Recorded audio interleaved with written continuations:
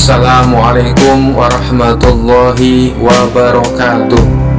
Bismillah, alhamdulillah, la hawla wa la quwata illa billah.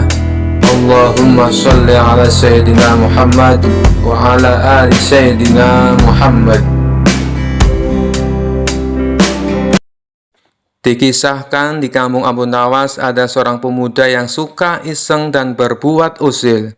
Hampir semua orang pernah merasakan apes dikerjai oleh si pemuda. Dan yang membuat warga kesal, si pemuda sama sekali tidak punya sopan santun. Jangankan kepada orang yang lebih muda, kepada orang yang lebih tua saja ia berani berbuat usil. Si pemuda tidak peduli, baginya yang penting membuat dirinya puas dan tertawa. Suatu kali si pemuda merasakan suntuk. Ia pun memutuskan jalan-jalan keliling kampung untuk menghilangkan rasa kantuknya. Saat ia sedang asik menikmati suasana perkampungan, dari kejauhan ia melihat sosok orang tua sedang berjalan dengan menggunakan tongkat di tangannya. Orang tua tersebut tidak lain dan tidak bukan adalah Abu Nawas. Maka terbesitlah di benak si pemuda untuk mengerjai Abu Nawas. Ia pun mengikuti kemana Abu Nawas pergi. Dan ternyata Abu Nawas berhenti di sebuah warung, tempat ia biasa nongkrong. Abu Nawas lalu duduk membaur bersama kawan-kawannya. Si pemuda segera saja menghampiri Abu Nawas. Saya perhatikan kakek berjalan lambat, padahal kakek kan menggunakan tongkat, tanya si pemuda. Melihat kedatangan si pemuda yang tiba-tiba dan bertanya tanpa permisi, sempat membuat Abu Nawas terkejut. Saya ini kan sudah tua, jadi wajar kalau jalannya lambat. Beda dengan kamu yang masih muda, jawab Abu Nawas. Iya benar kek, kakek sudah terlihat sangat tua. Kira-kira kapan kakek mati? Tanya si pemuda. Abu Nawas tersentak dengan pertanyaan tersebut. Begitu juga dengan orang-orang di sampingnya. Maaf anak muda, bisa kamu jelaskan apa maksud pertanyaanmu tadi? Pinta Abu Nawas dengan serius. Begini kek, kalau kakek mati, saya mau titip surat buat ayah saya. Ayah saya telah mati beberapa tahun yang lalu, ujar si pemuda dengan tertawa. Abu Nawas tentu saja menjadi kesal dengan ucapan si pemuda. Tapi Abu Nawas tahu kalau sampai ia menunjukkan kekesalannya justru akan membuat si pemuda tertawa puas karena berhasil mengerjai dirinya. Abu Nawas tetap akan menjawab permintaan tersebut, namun dengan kalimat yang penuh makna. Sebelumnya saya ucapkan terima kasih atas kepercayaanmu. Tapi saya mohon maaf, dengan sangat terpaksa saya tidak bisa memenuhi permintaanmu, wahai anak muda, kata Abu Nawas. Kenapa, kek? Apakah kakek keberatan? Suratnya nanti saya selipkan di kain kafanmu, ucap si pemuda mencoba meledeknya kembali. Bukan masalah itu, sebab kalau saya mati nanti, saya tidak tahu arah jalan menuju neraka jahanam. Tapi jangan khawatir anak muda, saya punya solusinya. Lebih baik kau pergi saja ke negara Mesir. Nanti surat yang akan kau berikan kepada ayahmu, kamu bisa titipkan kepada Fir'aun. Dia pasti tahu alamatnya, balas Abu Nawas. Spontan saja ucapan Abu Nawas ini mengundang gelak tawa orang-orang di sana. Mereka tak henti-hentinya tertawa terpingkal-pingkal. Sementara si pemuda mukanya mendadak berubah pucat karena menahan malu. Ia pun langsung ngelayar pergi meninggalkan Abu Nawas. Dikisahkan suatu malam Abu Nawas merasa sangat lapar dan tidak memiliki tempat untuk tinggal.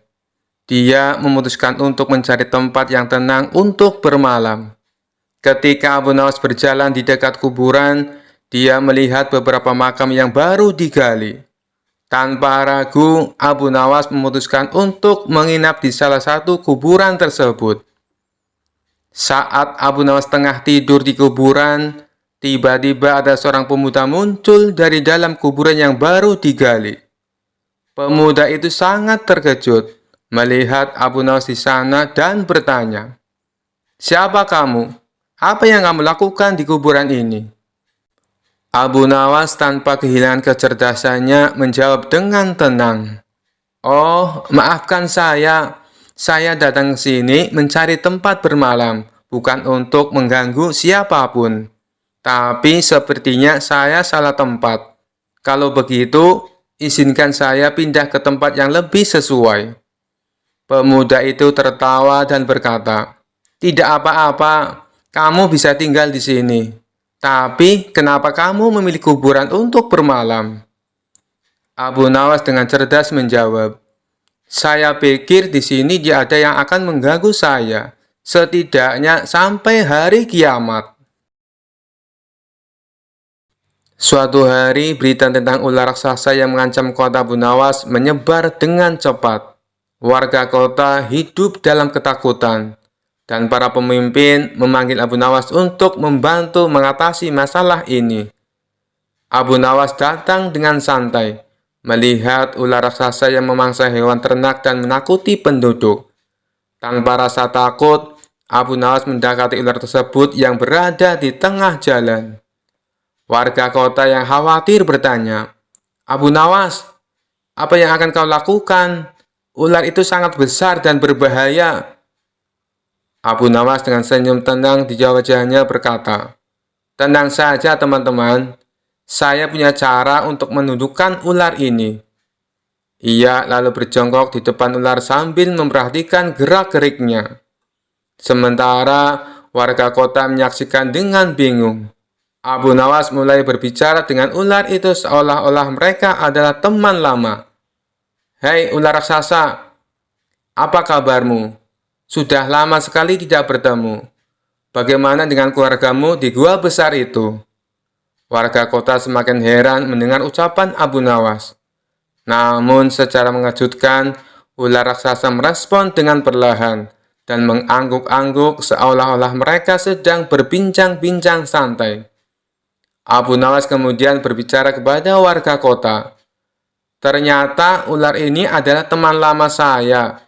Dia sedang mencari makanan karena keluarganya di gua sedang lapar. Saya yakin kita bisa mencari solusi yang baik untuk semua pihak." Warga kota yang terkejut dan lega mendengar penjelasan Abu Nawas, lalu memberikan makanan untuk keluarga ular di gua tersebut, sehingga ular raksasa itu tidak lagi mencari mangsa di kota.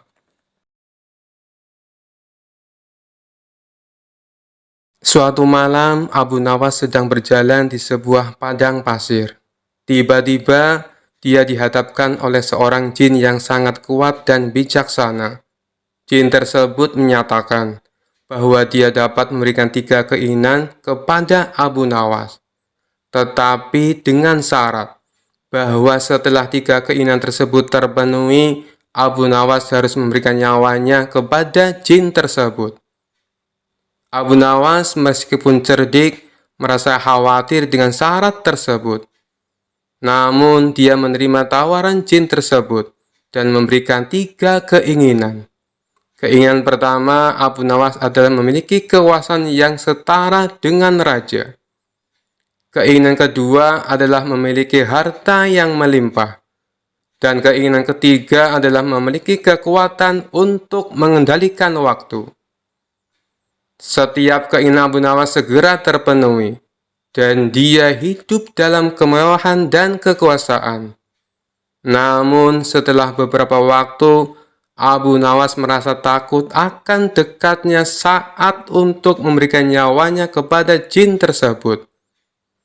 Dengan kecerdikannya, Abu Nawas merencanakan pertemuan terakhir dengan jin di tepi sungai. Dia membawa sebotol anggur dan pura-pura mabuk. Ketika jin datang, Abu Nawas pun berkata, "Sebelum aku memberikan nyawaku, mari kita minum bersama sebagai perpisahan." Jin tersebut setuju dan mereka minum bersama. Abu Nawas terus memberikan pujian kepada jin tentang kebijaksanaannya. Jin yang merasa senang dengan pujian tersebut akhirnya jatuh mabuk.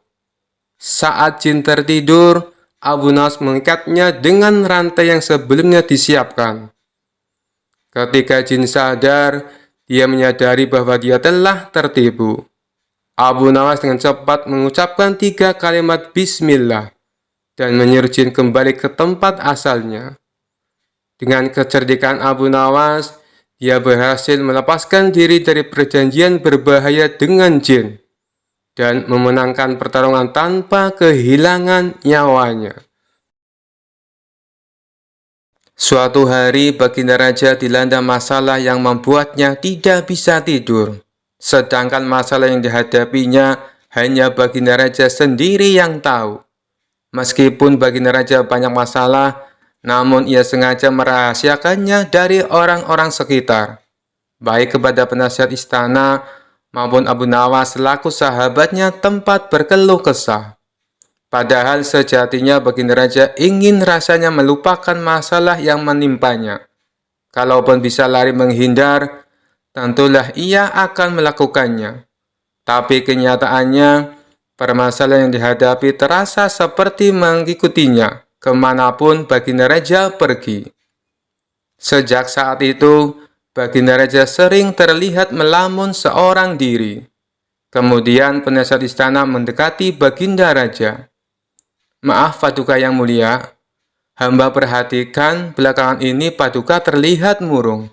Hamba khawatir Paduka nanti jatuh sakit. Adakah sesuatu yang Paduka pikirkan?" tanya penasihat istana. "Tidak ada apa-apa, aku baik-baik saja. Kau urusi saja pekerjaanmu," jawab Baginda Raja dengan memalingkan wajahnya. Penasihat istana pun hanya terdiam. Ia merasakan gelagat bahwa Baginda Raja sedang dilanda masalah besar. Dikarenakan Baginda Raja tidak mau berterus terang, penasihat istana tidak berani membujuknya untuk menceritakan masalah yang dihadapinya. Makin hari, sikap Baginda Raja makin tertutup, bahkan kini enggan menerima tamu. Hal ini membuat para pejabat istana menjadi sangat khawatir. Apa yang harus kita lakukan? Makin hari, Baginda Raja terlihat mengkhawatirkan. Ini sangat buruk untuk kondisinya. Jangan sampai Baginda Raja jatuh sakit, kata salah seorang menteri. "Aku juga cemas melihat sikap Baginda Raja belakangan ini. Aku sudah mencoba membujuknya supaya mau menceritakan masalah yang dialami. Tapi ia malah memalingkan wajah. Baginda Raja memilih menutup diri," beber penasihat istana. "Saya punya saran. Bagaimana kalau masalah ini kita sampaikan kepada Abu Nawas? Biasanya dia tahu solusinya," ujar salah satu dari menteri. "Ya, saya setuju dengan saran tersebut," balas lainnya. Maka beberapa menteri istana segera mendatangi rumah Abu Nawas. Melihat yang datang adalah para menteri, Abu Nawas sempat terkejut. Biasanya yang diutus Baginda Raja adalah prajurit istana. "Kenapa kalian yang datang?" tanya Abu Nawas. "Kami ke sini bukan diutus Baginda Raja, tapi atas kemauan sendiri," jawab para menteri. Kemudian para menteri ini memberitahu Abu Nawas tentang keadaan yang menimpa Baginda Raja. "Kami semua sudah berusaha memberi perhatian, tapi Baginda Raja selalu menutup diri," kata salah satu menteri. "Baiklah, aku akan mencoba menghiburnya. Mari kita ke istana sekarang," ajak Abu Nawas. Singkat cerita, Abu Nawas menghadap Baginda Raja. Ia lalu bercerita kisah-kisah jenaka di hadapan Baginda Raja, berharap bisa terhibur dan tertawa. Tapi ternyata tidak ada reaksi apapun. Baginda Raja hanya terdiam, malah meninggalkan Abu Nawas lalu masuk ke kamarnya. Selepas Baginda Raja pergi, para menteri segera menghampiri Abu Nawas. "Bagaimana ini Abu Nawas? Kamu lihat sendiri kan?" ucap mereka. Sepertinya baginda raja sedang mengalami masalah berat. Biarkan aku pulang dulu. Aku akan memikirkan cara untuk mengatasi masalah ini, ucap Abu Nawas. Setibanya di rumah, Abu Nawas terus memikirkan cara terbaik memecahkan masalah ini. Setelah berpikir cukup lama, akhirnya Abu Nawas menemukan ide yang cemerlang. Esok harinya Abu Nawas pergi ke pasar. Di hadapan orang-orang, Abu Nawas berteriak, "Apakah di antara kalian ada yang bisa memasukkan unta ke lubang jarum?" Mendengar pertanyaan Abu Nawas, semua orang yang ada di sana heran. Salah satu dari mereka lalu menjawab, "Mana mungkin bisa, itu perkara yang mustahil." Dengan lantang Abu Nawas membalas, "Tidak ada perkara yang mustahil. Jangankan aku, anak kecil pun bisa." "Kalau kau mau bisa, coba tunjukkan kepada kami," pinta mereka. "Maaf kawan-kawan, sayangnya aku hanya bisa membuktikannya bila di hadapan Baginda Raja," jawab Abu Nawas. Begitulah seterusnya, setiap ada keramaian orang ataupun perkumpulan, Abu Nawas selalu mengatakan hal yang sama. Akhirnya kabar tentang Abu Nawas bisa memasukkan unta ke lubang jarum sampai juga hingga ke telinga Baginda Raja. Awalnya Baginda Raja tidak terlalu memperdulikannya, tapi lama-kelamaan timbul juga rasa penasaran pada dirinya. Maka diperintahkanlah beberapa pengawal istana memanggil Abu Nawas. "Tuan Abu Nawas, Anda diperintah Paduka untuk datang ke istana," ucap seorang prajurit. "Benarkah?" tanya Abu Nawas memastikan. "Benar Tuan Abu Nawas," jawab dia. "Rencanaku akhirnya berhasil," pikir Abu Nawas. "Oh iya, bagaimana kondisi Baginda Raja sekarang?" tanya Abu Nawas lagi. "Baginda masih sering mengurung diri dan sering tampak termenung," jawab salah satu prajurit. "Baiklah, aku akan ke sana sekarang," balas Abu Nawas. Tidak lama kemudian, Abu Nawas sampai di istana menghadap Baginda Raja. "Wahai Abu Nawas, aku dengar kau bisa memasukkan seekor unta ke lubang jarum. Kau bersedia membuktikannya bila di hadapanku. Benarkah itu?" tanya Baginda Raja. "Benar Paduka yang mulia," jawab Abu Nawas. "Bagaimana mungkin? Aku rasa itu perkara yang mustahil," balas Baginda Raja. "Di dunia ini tidak ada yang mustahil, Paduka," ujar Abu Nawas. "Baiklah, sekarang coba kau buktikan," perintah Baginda Raja. "Caranya mudah, Paduka. Kita tinggal membuat jarum yang lubangnya lebih besar daripada seekor unta. Dengan begitu, kita bisa memasukkannya dengan mudah. Bahkan anak kecil pun bisa," jawab Abu Nawas menjelaskan. "Kalau caranya seperti itu, semua orang pun bisa melakukannya. Berarti kau telah menipu semua orang, termasuk aku," ucap Baginda Raja. "Hamba tidak pernah menipu siapapun, dan hamba juga tidak pernah menipu Paduka. Hamba tidak pernah mengatakan bahwa jarum hamba yang maksud adalah jarum kecil," balas Abu Nawas. "Iya, itu benar. Tapi apa maksud dari pernyataanmu ini?" tanya Baginda Raja. "Hamba hanya ingin mengatakan bahwa ada hikmah dari pernyataan ini," jawab Abu Nawas. "Hikmah? Hikmah dari mana?" tanya Baginda Raja heran. "Bukankah tadinya Baginda Raja tidak percaya kalau hamba bisa memasukkan unta ke lubang jarum? Tapi setelah hamba jelaskan, Baginda Raja baru mempercayainya. Begitu juga dengan permasalahan yang sedang kita hadapi. Sebesar apapun masalah, sebesar apapun bebannya, tapi kalau hati kita lebih besar, hati kita lebih luas saat menghadapinya, maka semua masalah akan terasa lebih ringan. Itulah gambaran seekor unta bila dimasukkan ke lubang jarum. Sepintas saat kita menghadapinya, pasti itu mustahil dilakukan. Tapi bila hati kita luas dan besar, maka pikiran kita juga akan mengikuti. Dan pada akhirnya, masalah yang kita anggap mustahil bisa diatasi menjadi mudah dan ringan untuk dijalani. Bagaimana kita akan bisa tenang bila kita menghadapi masalah dengan hati yang sempit, tutur Abu Nawas. Seketika baginda raja terdiam. Ia terus merenungi ucapan Abu Nawas. Suasana pun mendadak menjadi hening. Tidak berapa lama baginda raja pun berkata, "Terima kasih Abu Nawas, kau telah menyadarkanku. Selama ini aku memang sedang dilanda masalah, dan hatiku sempit menghadapinya, sehingga pikiranku juga ikut menjadi buntu," ujar baginda raja. Sejak kejadian itu, kini baginda raja mulai terlihat ceria. Ia tidak lagi terlihat murung seperti hari-hari sebelumnya. Permasalahan bukanlah hal untuk dilamunkan, melainkan dihadapi dengan hati yang besar, maka akan tercipta solusi dari sebuah pemikiran yang jernih. Dikisahkan pada saat itu Harun al-Rasyid menunjuk kawannya untuk menjabat sebagai gubernur di kota Abu Nawas tinggal. Namun sayangnya orang yang ditunjuk ini menyalahgunakan jabatannya. Dengan sewenang-wenang dia memerintahkan para prajurit untuk menangkap para sastrawan yang dianggap pintar. Setelah beberapa sastrawan berhasil ditangkap, mereka dihadapkan kepada gubernur yang baru itu. Satu persatu di antara mereka ditanya oleh sang gubernur, "Menurutmu, saya gubernur yang adil atau zalim?" Tanya sang gubernur.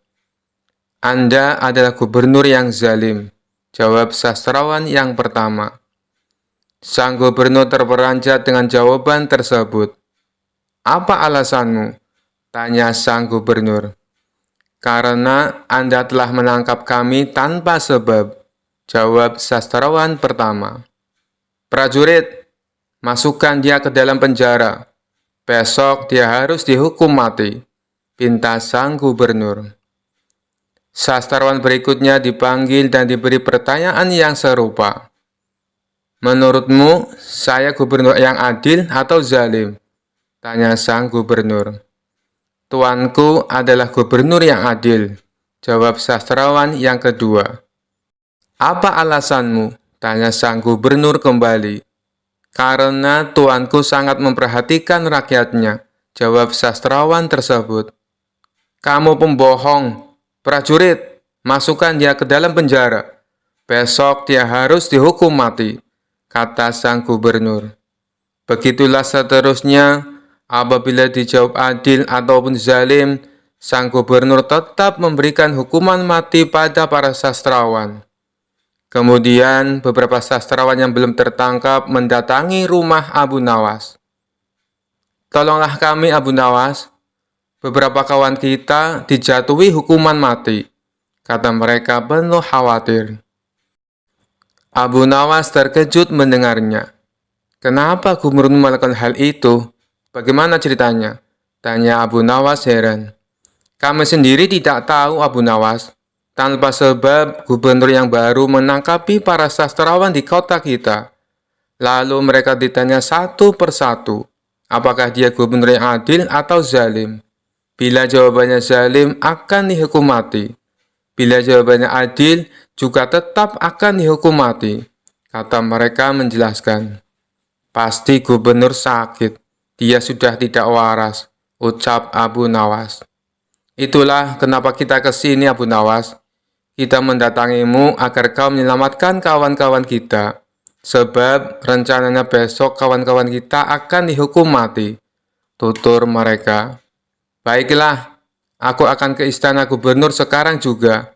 Kalian pulanglah," ucap Abu Nawas. Maka berangkatlah Abu Nawas ke istana. Sesampainya di tempat gubernur, Abu Nawas langsung menghadap sang gubernur. Melihat kehadiran Abu Nawas, sang gubernur langsung emosi. "Ngapain kau datang ke istanaku?" tanya sang gubernur. "Saya mendengar kabar Anda menyuruh beberapa prajurit untuk menangkapi para sastrawan pintar di kota ini. Tapi kenapa aku tidak ditangkap? Saya sangat tersinggung," jawab Abu Nawas. "Oh, jadi kamu menganggap dirimu bagian dari mereka?" tanya sang gubernur. Tentu saja masyarakat di kota ini tahu siapa aku. Aku adalah sastrawan terpandai di kota ini, balas Abu Nawas. Baiklah, Algojo, tangkap Abu Nawas dan penggal lehernya, perintah sang gubernur. Tunggu dulu, sebelum leherku dipenggal, perintahkan Algojomu agar jangan sampai merusak rambutku. Sebab aku baru saja keluar dari tukang cukur, sahut Abu Nawas. Mendengar itu, sang gubernur langsung tertawa terpingkal-pingkal. Itulah jiwa kesatria yang aku kagumi darimu. Aku mengampunimu, Abu Nawas, kata sang gubernur. Bolehkah aku meminta satu permintaan? Tanya Abu Nawas. Apa permintaanmu? Katakan saja, jawab sang gubernur. Saya juga minta pengampunan untuk kawan-kawanku, pinta Abu Nawas. Sejenak sang gubernur terdiam. Aku akan mengabulkan permintaanmu, tapi ada syaratnya. Kamu harus bisa menjawab 3 pertanyaanku, ujar sang gubernur. Baik, Tuan, saya siap menjawabnya, sahut Abu Nawas. Menurutmu, aku gubernur yang adil atau zalim? Tanya sang gubernur. Tuan bukan gubernur yang adil, bukan pula gubernur yang zalim. Orang-orang yang zalim itu adalah kita, sedangkan Tuan adalah pedang keadilan yang membalas kezaliman, jawab Abu Nawas. Luar biasa. Jawabanmu sungguh menakjubkan, Abu Nawas. Sekarang pertanyaan yang kedua. Mana yang lebih bermanfaat, matahari atau bulan? Tanya sang gubernur. Matahari terbit di siang hari bersamaan dengan terangnya dunia. Maka menurutku matahari kurang bermanfaat. Sementara bulan terbit di waktu malam yang menerangi dunia dan menjadikannya seperti siang, maka menurutku manfaat bulan lebih besar, jawab Abu Nawas. Sang gubernur pun tertawa dengan jawaban Abu Nawas, meskipun nyeleneh tapi masuk akal. Baiklah Abu Nawas, sekarang pertanyaan yang terakhir. Menurutmu warna angin itu apa? Tanya sang gubernur. Warna angin itu merah, Tuan, jawab Abu Nawas enteng. Apa alasanmu? Tanya sang gubernur kembali. Kalau kita masuk angin, lalu badan kita dikerok, pasti akan muncul warna merah pada tubuh kita. Itu menunjukkan kalau anginnya sedang keluar. Berarti warna angin itu adalah merah, jawab Abu Nawas. Untuk kedua kalinya sang gubernur dibuatnya tertawa terpingkal-pingkal. Kamu memang cerdik, Abu Nawas. Kamu mendapatkan apa yang kau inginkan. Ternyata apa yang dikatakan Baginda Raja tentangmu memang benar, Abu Nawas, tutur sang gubernur. Abu Nawas spontan kaget mendengar nama Baginda Raja disebut. Maksudnya Tuan bagaimana? Tanya Abu Nawas penasaran. Sebelum aku ditugaskan kemari, Baginda Raja memberitahu saya kalau di kota ini banyak sastrawan pintar. Dan di antara sastrawan yang paling cerdik adalah kamu. Saya berniat memanggil mereka untuk saya kasih hadiah. Tapi sebelumnya saya ingin mengerjai mereka dulu. Ternyata kamu malah datang untuk membantu mereka. Dan ini adalah suatu kesempatan bagi saya untuk menguji kecerdasanmu, jelas sang gubernur. Jadi, hukuman mati yang Tuan berikan hanya pura-pura? Tanya Abu Nawas kaget. Benar Abu Nawas, saya hanya ingin mengerjai mereka sebelum aku memberikan hadiah kepada mereka, jawab sang gubernur. Abu Nawas pun terdiam sejenak. Kurang ajar, ternyata aku masuk ke dalam perangkapnya. Tunggu saja pembalasanku nanti, ucap Abu Nawas dalam hati. Sekian dulu perjumpaan kita kali ini. Sampai bertemu lagi di kisah-kisah selanjutnya. Terima kasih yang sudah subscribe dan setia menonton channel ini. Wassalamualaikum warahmatullahi wabarakatuh.